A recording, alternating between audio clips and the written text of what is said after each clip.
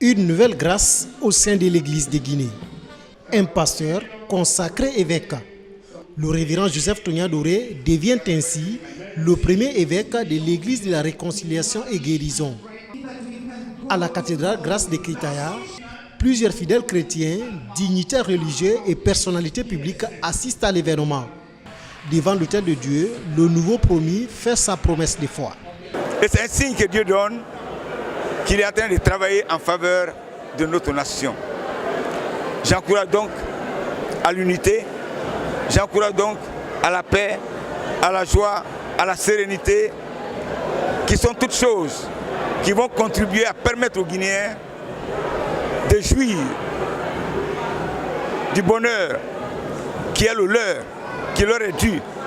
Un serviteur de Dieu qui va de position élevée en position élevée.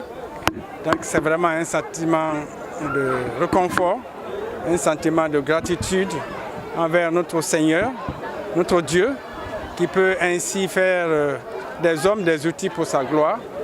Et ça vient encore renforcer le front, l'avant-garde de ceux qui sont là vraiment pour faire avancer le royaume de Dieu dans ce pays.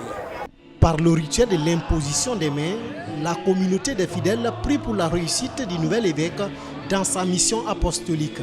L'élévation d'un serviteur de Dieu au grade d'évêque vient renforcer le travail de l'Église dans le pays.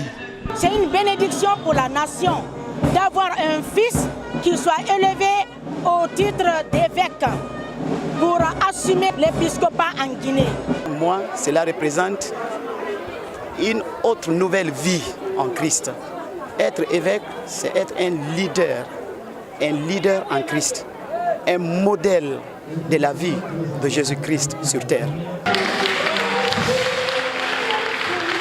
En recevant la tiare et la crosse épiscopale, l'évêque Joseph Tonia Doré reçoit ainsi la charge de conduire avec plus de dynamisme l'Église de la Réconciliation et Guérison, à l'image du berger qui a la mission de conduire son troupeau.